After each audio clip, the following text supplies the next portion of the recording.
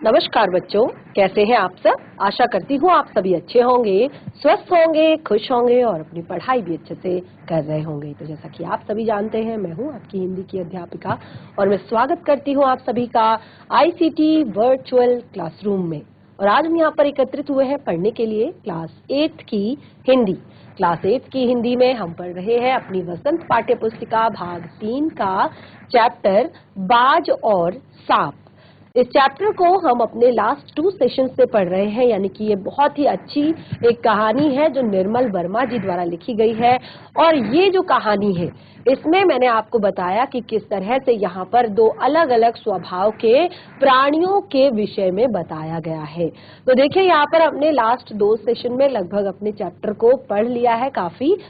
इसमें हमने क्या क्या पढ़ा है। इसमें एक सांप होता है जो काफी आलसी स्वभाव का प्राणी है और बिल्कुल अपनी गुफा में वो सिर्फ इसी खुशी में रहता है कि वो यहाँ पर बहुत ही ज्यादा सुखी है। उसको कोई एक तरह से उसका किसी से कोई लेना देना नहीं है, कोई उसे प्रॉब्लम नहीं करता है यहाँ पर और ना वो किसी को परेशान करता है। और बिल्कुल बहुत अच्छी जगह पर वो रहता है जहाँ पर वो दिन भर अपना आनंद के साथ पूरा दिन बिताता है। और वहीं पर अचानक उसके ऊपर एक बाज आकर गिरता है और फिर क्या कुछ होता है, किस तरह से बाज अपनी आकाश में स्वतंत्र उड़ान के बारे में बताता है कि किस तरह से बाज ने आकाश में स्वतंत्र उड़ान भरी है अभी तक। तो देखिए लास्ट 2 सेशन से हम इस चैप्टर को पढ़ रहे हैं। आप में से कितने बच्चों ने 2 सेशंस में इस चैप्टर को पढ़ा है यहाँ पर। अब देखिए, अब आपको और भी ज्यादा इजी लगेगा और भी ज्यादा इंटरेस्टिंग ये चैप्टर लग रहा होगा, क्योंकि एक बार आप ऑलरेडी क्लास में इस चैप्टर को पढ़ चुके हैं। और यहाँ पर जब आप इस तरह से इस चैप्टर को पढ़ते हैं, समझ कर पढ़ते हैं, तो आपको और ज्यादा इंटरेस्टिंग लगेगा। तो आज हम करेंगे पार्ट की रीडिंग, चैप्टर की रीडिंग आज हम करेंगे, क्योंकि लगभग काफी सारा चैप्टर हमारा कंप्लीट हो गया है। केवल कुछ भाग ही हमारे इस पाठ का शेष है और साथ ही इस पाठ से जुड़े हुए प्रश्नोत्तर भी आज हमने यहाँ पर करने हैं। तो स्टार्ट कर लेते हैं एक बार कि कितना चैप्टर हमने यहाँ पर पढ़ा है। हमने यहाँ पर पढ़ा है जो सारी चीजें मैंने आपको बताई कि किस तरह के एक तरह से किस तरह की गुफा में वो सांप रहता था और वहां से किस तरह का वो नजारा देखा करता था, यानी कि पूरा जो आकाश में छिपी हुई पहाड़ियां हैं, टेढ़ी मेढ़ी बलखाती हुई नदी की गुस्से से भरी आवाजें हैं, और ये सारी चीजें देखकर उसका मन बहुत ही ज्यादा खुश होता था, प्रसन्न होता था। और सबसे बड़ी खुशी उसको ये थी कि उसको यहाँ पर कोई भी दुख नहीं दे सकता था। और एक दिन इसी तरह वो अपनी गुफा में पड़ा हुआ था, अलसाया हुआ था, तो उसी समय उसकी गुफा में एक लहूलुहान बाज जो है वो गिर जाता है। और उसके बाद क्या होता है, सबसे पहले तो सांप बहुत ज्यादा डर जाता है, क्योंकि सांप का सबसे बड़ा शत्रु होता है बाज। तो सांप बहुत ज्यादा डर जाता है, लेकिन थोड़ी देर बाद ही उसे समझ आ जाता है कि ये बाज जो है क्या है, घायल है। अब ये उसका कुछ भी नहीं बिगाड़ सकता है। और फिर उसके बाद वो उसका मजाक उड़ाना शुरू कर देता है, यानी कि वो उससे कहता है कि तुमने इतनी जल्दी मरने की तैयारी कर ली। वो उसको मजाक, एक तरह से उसका मजाक बनाने लगता है, क्योंकि उसको लगता है कि अब बाज उसका कुछ नहीं बिगाड़ सकता। तो यहाँ पर बाज ने हमें एक बहुत ही बड़ी सीख दी है हमारे जीवन की। देखिए, कोई भी कहानी, कोई भी पाठ आप पढ़ते हैं, ये जो चैप्टर्स आपको यहाँ पर दे रखे हैं, आपकी पाठ्य पुस्तिका में दे रखे हैं, आप देखिए लगभग आप अंतिम चैप्टर ही पढ़ रहे हैं अपनी पाठ्य पुस्तिका का। इसके बाद मुझे लगता है 1 या 2 चैप्टर्स ही आपके होंगे।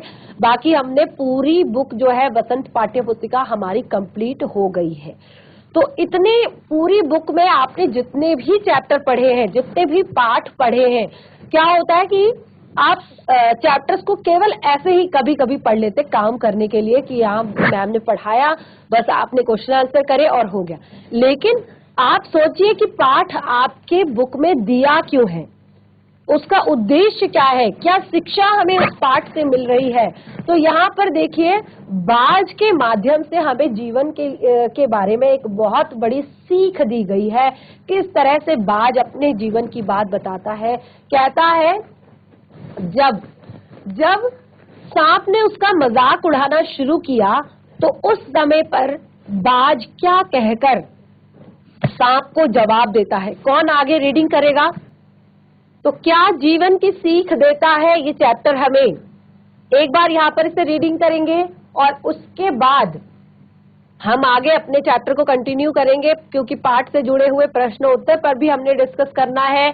अगर आप लोगों ने अपनी कॉपी में प्रश्न उत्तर नहीं किए हैं तो आप उन्हें भी कर सकते हैं, यानी कि उन्हें आप नोट डाउन कर सकते हैं। क्वेश्चन में आपको प्रश्न लिखने की जरूरत नहीं होगी, केवल आप उत्तर लिखेंगे, रफ नोटबुक में लिख सकते हैं और उसके बाद उसको फेयर घर पर कर सकते हैं। तो आपने यहाँ पर पढ़ा कि जो बाज है वो कह रहा है सांप से कि हाँ ऐसा ही लगता है। तो क्या आपको समझ में आ रहा है कि क्या कहने की कोशिश कर रहा है यहाँ पर बाज?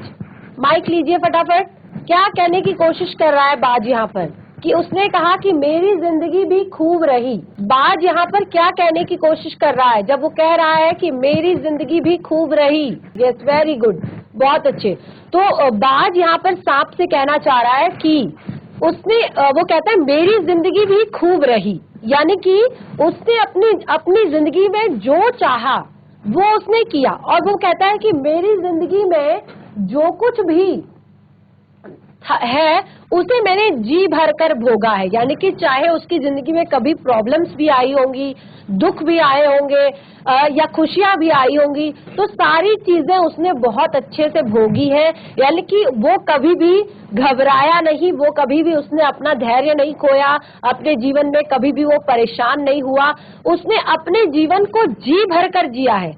ये नहीं कि वो देखिए कभी कभी हम क्या सोचते हैं कि हम मेहनत नहीं करेंगे, हम सिर्फ लेटे रहेंगे, हम मजे से खाते रहेंगे, हम सिर्फ ऐशो आराम में रहेंगे या सिर्फ घूमते फिरते रहेंगे तो ही जिंदगी का सुख हमें मिलेगा। तो ये बिल्कुल भी सही नहीं है कि आप कुछ काम नहीं करोगे तो आपको लगेगा कि आप सुखी हो। कभी कभी दुख झेलने में भी सुख है, क्योंकि दुख के बाद ही सुख आते हैं। जीवन का एक तरह से हमारा जो जीवन है उसमें सुख और दुख जो है वो लगे रहते हैं। कभी सुख है तो कभी दुख है, कभी दुख है तो कभी सुख है। तो वो यहाँ पर सांप को बताना चाह रहा है, क्योंकि सांप को जैसे कि मैंने आपको बताया यहाँ पर एक आलसी स्वभाव का प्राणी बताया है, जो हमेशा दिन भर भले ही वो किसी को वहां पर नुकसान नहीं पहुंचाता है, कोई उसको नुकसान नहीं पहुंचाता है, लेकिन उसने उस गुफा के अलावा, उस अंधेरी, उस गंदी बदबूदार गुफा के अलावा और देखा ही क्या है अपने जीवन में? आप बता सकते हैं? उस समुद्र के अलावा, उस गुफा के अलावा, उस पर्वत के अलावा उसने अपने जीवन में देखा ही क्या है और किया ही क्या है? तो क्या जीवन का आनंद क्या लिया उसने? कुछ भी नहीं लिया। लेकिन बाज कहता है मैंने अपने जीवन को जी भरकर भोगा है जब तक मेरे शरीर में ताकत थी, यानी कि जब तक मेरे अंदर साहस था। एक तरह से मैंने अपने जीवन में हर सुख पाया है। यानी ये सबसे बड़ी सीख इस पाठ में दी गई है कि इंसान को कभी भी अपने जीवन में घबराना नहीं चाहिए, अपना धैर्य नहीं खोना चाहिए, अपना साहस बनाए रखना चाहिए, और सबसे बड़ी बात कि उसको मेहनत करने से कभी घबराना नहीं चाहिए। देखिए हम सोचते हैं कि हम बहुत ऊंचा लक्ष्य नहीं बनाएंगे क्योंकि शायद हम इतनी मेहनत ना कर पाए, लेकिन जब आप ऊंचा लक्ष्य बनाएंगे तभी तो आप मेहनत करेंगे उसके लिए।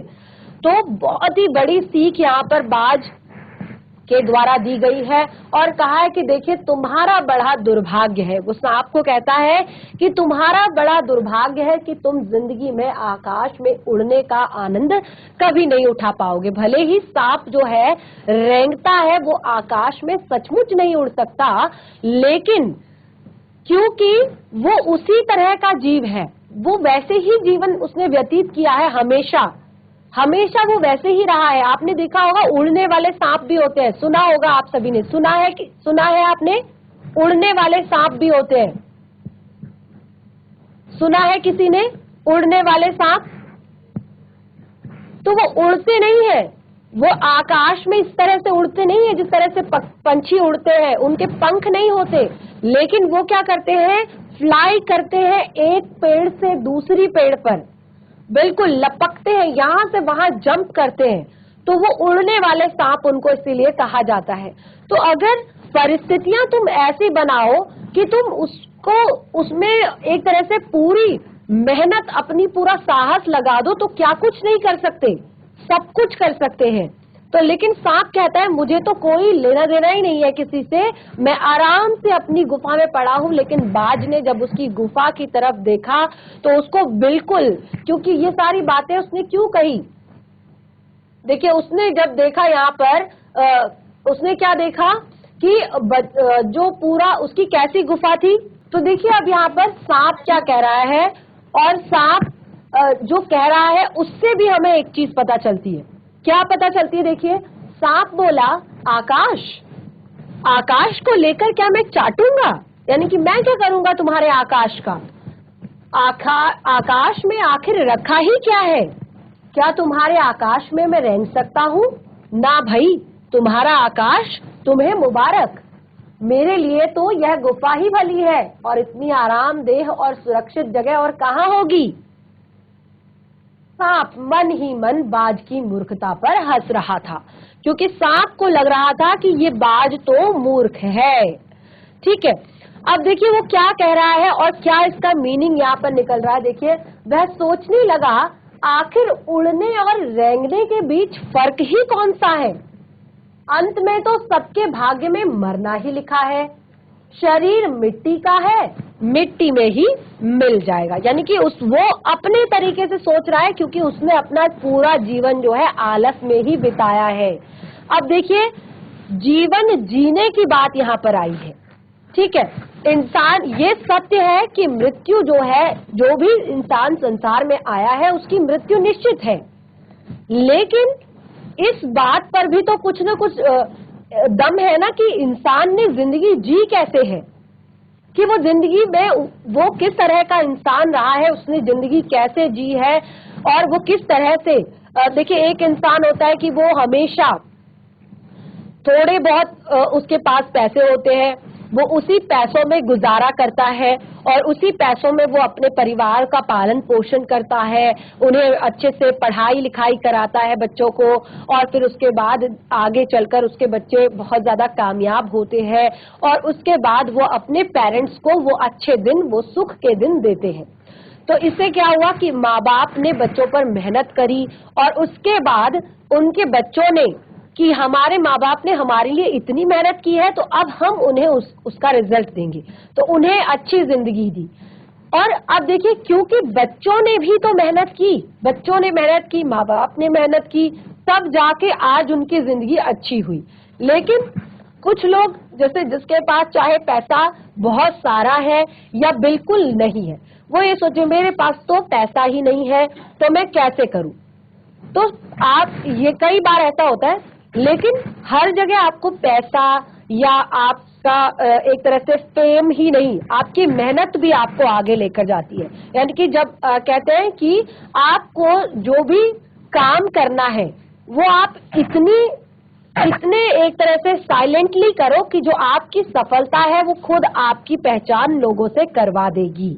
यानी कि आप बिल्कुल खामोश होकर मेहनत करो और आपकी सफलता शोर मचा देगी, यानी कि आपकी जिंदगी उसके बाद खुद ब खुद लोगों के सामने आएगी और उससे पता चलेगा कि आप कैसे व्यक्ति हो। तो देखिए उसने ये बात तो बोल दी कि आखिर में सबने मरना ही तो है, तो मरना नहीं है, हम ये सोच के अगर बैठ जाएंगे कि हमने तो मरना ही है, एक दिन तो मरना ही है, एक दिन तो मरना ही है, तो हम क्या अपने जीवन को जीना छोड़ देंगे, या उत्साह से जीना छोड़ देंगे, या उसको सेलिब्रेट करना छोड़ देंगे। देखिए जीवन में बहुत सारे ऐसे हमारे पास मौके आते हैं जब हम अपने अपनों को, अपने परिवार वालों को एक खुशी दे सकते हैं। कई बार हम देखिए हमारे पास बहुत सारी चीजें नहीं होती, लेकिन हम एक छोटा सा कार्ड बनाकर अपने मम्मी पापा को देते हैं, तो उनके बर्थडे पे, उनकी एनिवर्सरी पे, तो क्या होता है, इससे वो खुश हो जाते हैं। तो ये छोटी छोटी चीजें ही हमारी जिंदगी बनाती हैं। और दूसरा इसके साथ होना चाहिए हमारे अंदर धैर्य और साहस, जो आपको कभी भी पीछे नहीं हटने देगा, हमेशा आगे बढ़ने को प्रेरित करेगा।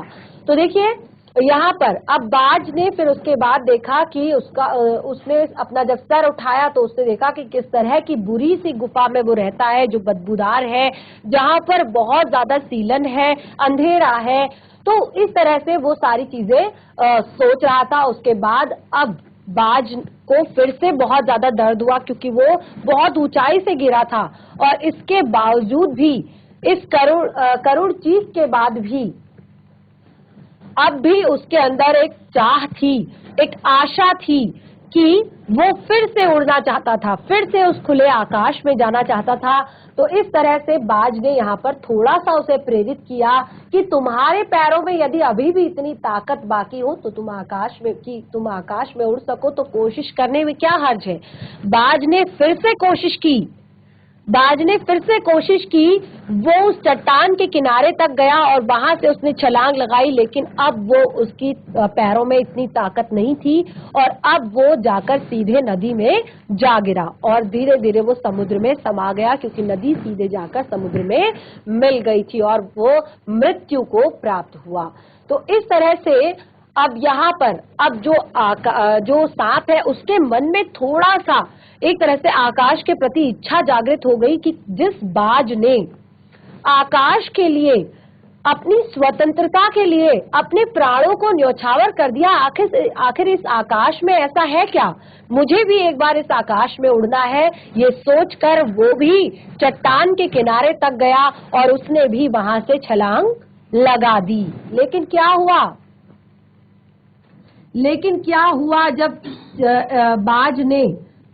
सांप ने चट्टान से छलांग लगाई। तो जब सांप ने चट्टान से छलांग लगाई तो वो धप से नीचे जो छोटी छोटी चट्टानें थी उनके ऊपर जा गिरा, और उसके बाद तो वो बहुत ज्यादा डर गया। अब वो कहता है कि अब मेरी ये बात तो और भी पक्की हो गई कि अपनी खोखल से बड़ा सुख और कहीं नहीं है। मैं धरती पर रेंग लेता हूँ, ये बहुत कुछ है, मुझे आकाश की स्वच्छंदता से क्या लेना देना। वहां न तो छत है, न दीवारें हैं, न रेंगने के लिए जमीन है। अब तो मेरा सर चकराने लगता है और मेरा शरीर बहुत ज्यादा कांप जाता है। मैं तो बिल्कुल उड़ने वाला नहीं हूँ। ठीक है, अपने प्राणों को खतरे में डालना कहाँ की चतुराई है। और फिर वो बाज के बारे में सोचने लगा कि बाज अभागा, जिसने आकाश की आजादी को प्राप्त करने के लिए अपने प्राणों की बाजी लगा दी। तो इस तरह से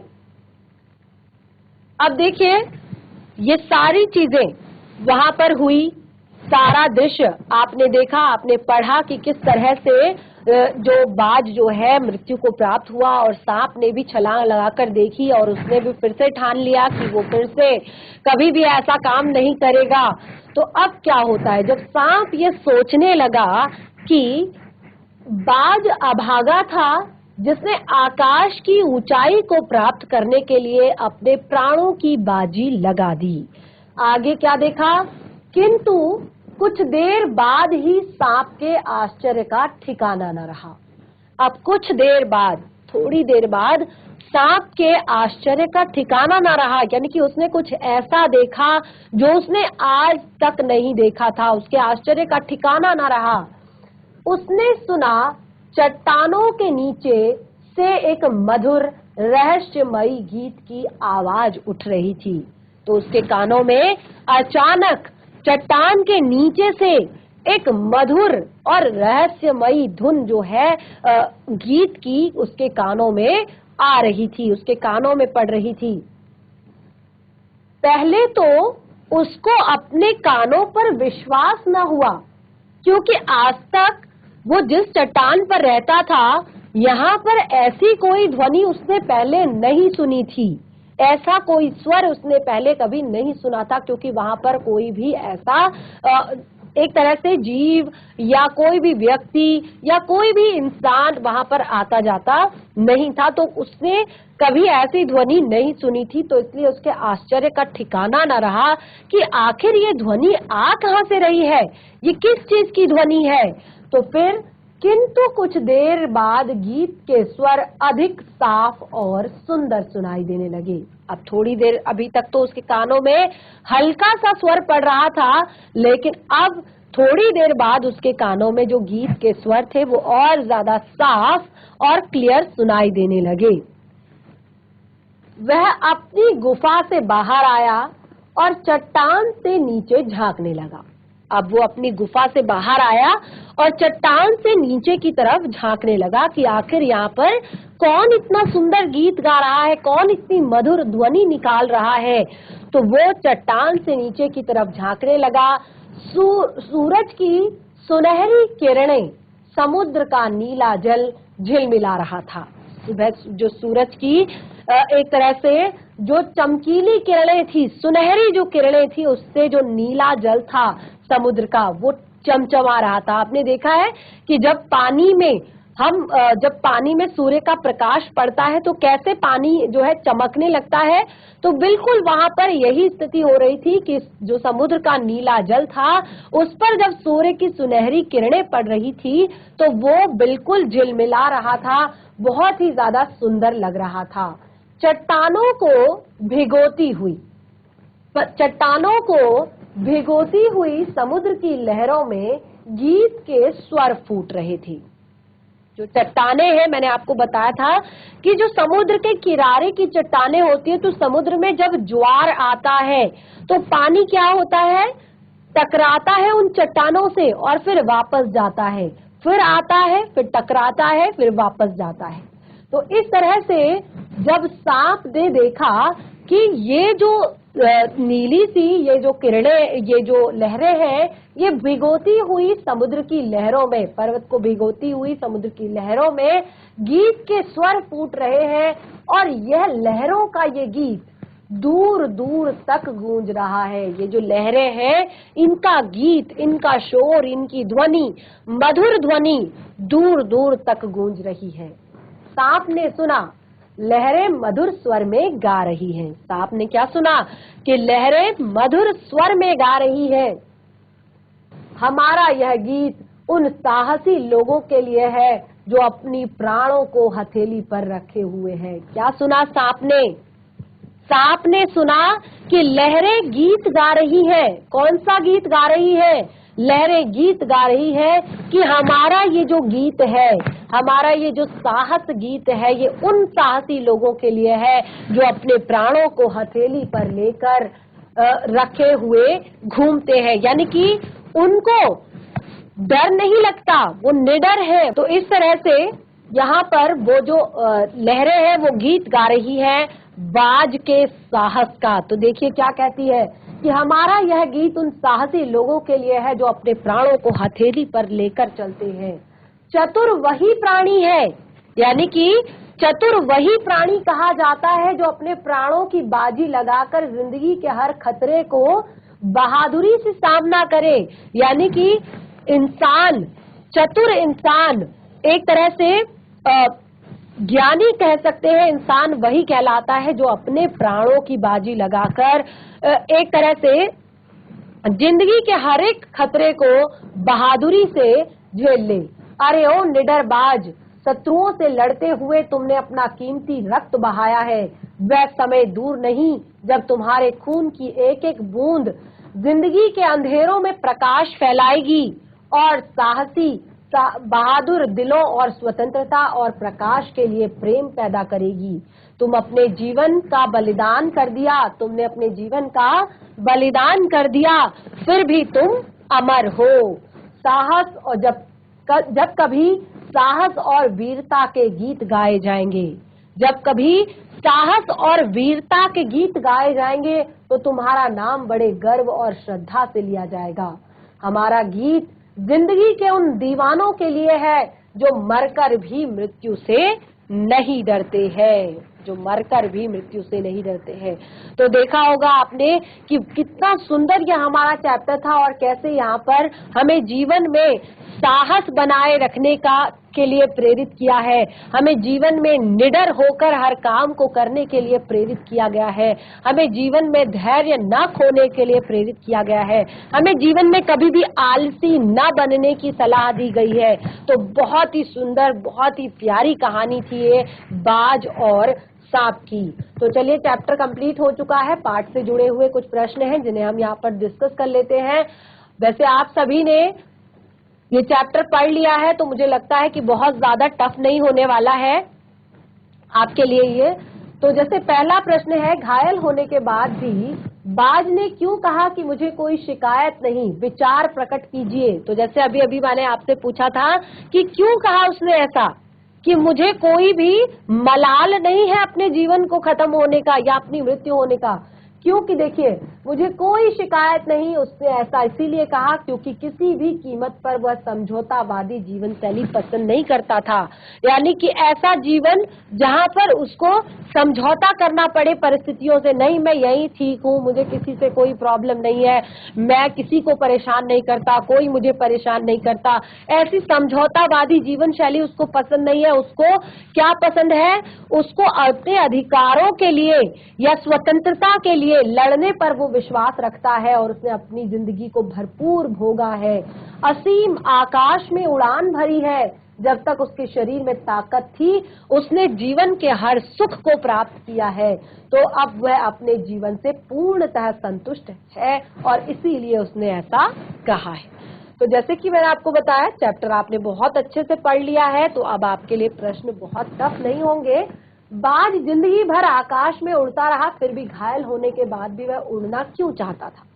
तो क्योंकि वो एक कायर की मौत नहीं मरना चाहता था। सबसे बड़ी बात है कि वो आकाश से गिरा, वो शत्रुओं से घायल हो गया था, तो वो घायल होकर पड़कर एक जगह पर नहीं मरना चाहता था।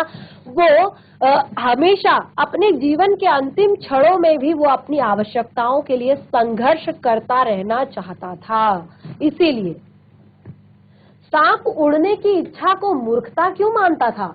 देखिए, सांप उड़ने की इच्छा को मूर्खता इसीलिए मानता था क्योंकि वो उड़ने में सक्षम नहीं था। कई बार आपने देखा होगा कुछ लोग होते हैं जो क्या होता है कि कबीर दास जी ने भी बहुत सारे ऐसे दोहे कहे हैं कि जग जो है तुम कोशिश करते रहो, संसार जो है आपके पीछे भौंकता रहेगा झक मार के।